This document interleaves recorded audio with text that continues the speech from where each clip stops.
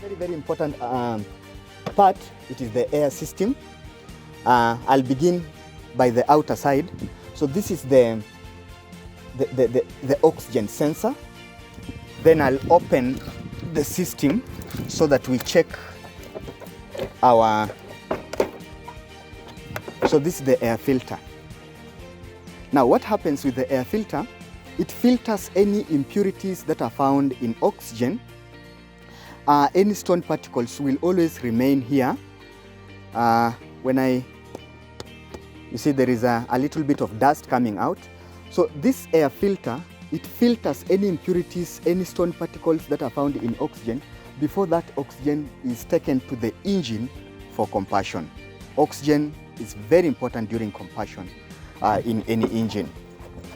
Now when you are doing your service, it's again very important and advisable that after every 5,000 kilometers you change the air filter. I'll also check my fuse box. So this is where all fuses are placed. Now when I look at the cover, we've got different types of fuses and of course the amperes. So we have got the 10 amperes, 15 amperes, depending with the size of what they're doing. Now fuse, actually, when we go back to physics, fuse completes the circuit. Now for the sake of, let's talk of, I'll give an example. If my lights are having a problem, I'll just come straight here and check. Let's say, for example, brake lights. So when I look here, brake lights, it is this one, 10 amperes. So when I check, it is well placed. But in case my brake lights are not working, then this is where I'll come and uproot the fuse that is having a problem, then replace with another one. So it's very important. Then fuse box, it is always supposed to be covered. So I'll cover mine to avoid any dust and water from entering the system. Now, still under the same, I'll also do some checkups on my radiator system. That is now the fan. I'll be able to check the fan if it is rotating. Now most of these vehicles that are petrol, the fan will start working once the engine hits up to 100 degrees Celsius. So it will start rotating to assist the radiator in cooling the systems. I'll also check the fan belts, very important. So the fan belts are placed right near the alternator. And of course the alternator will always charge the battery. Then again, the fan belt will rotate the whole system, that is the engine and of course the alternator. Now from the alternator, now that we have mentioned it is charging the battery, I'll check my battery, the positive and the negative side. So positive is always covered because it is live. The negative are not necessarily to be covered.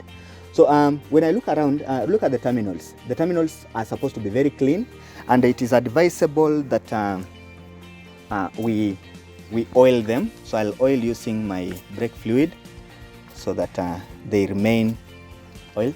So oiling will help to reduce will help to reduce rusting, and of course if there is any reaction with the terminals and the battery terminals and the vehicle terminals, then it has already been covered. In case my battery is wet cell, then I'll be required, in case I find out that the level of the fluid is low, then I'll add or top up with battery water.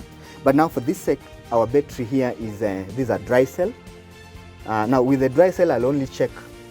If the light here is green, then my battery is still okay. If it could be red in color, then it is indicating that the battery is now worn out. So with the dry cells, in fact, dry cells are the best compared to wet cells. I'll also wipe anything that I see, talk of dust or spillages, to ensure that the engine remains clean. Check for any naked wires. In case I find one, then I'll have to cover it using the insulating tape. But for this sake, the engine is okay, no naked wires. We have got the booster, this is the booster. Then we have the injector pump. So the booster is connected with the ejector pump. This is actually the whole system whereby the booster will act with the brake pedal. Then the brake fluid that is found inside the booster is now sent back to the injector pump. Then the injector pump will, now during its mechanism, it will force the brake fluid to run through the pipes that you are able to see here up to the brake pump. So this is the pump. So the pump will now be able to circulate in all the tires. So when you look here, these are 1, 2, 3, 4. So there are 4 pipes, meaning that our vehicle has got 4 tires. So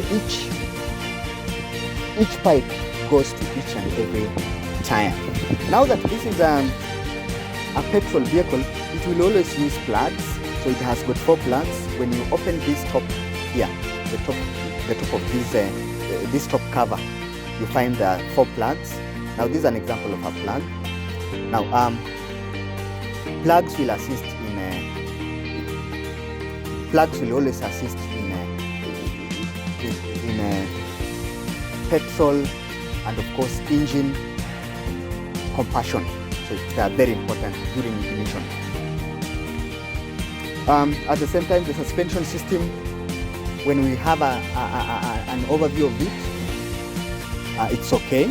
Now when we talk about the suspension system, that is of course the shocks and the springs.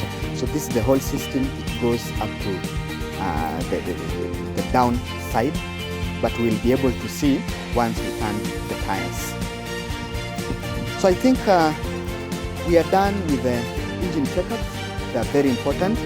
And just a reminder for you as a defensive driver, as a beginner driver, as a competent driver, always do the checkups on your vehicle before and after the journey. It will assist you and your vehicle will live for many, many years. It will have more power. It will have no any problem. Thank you for watching.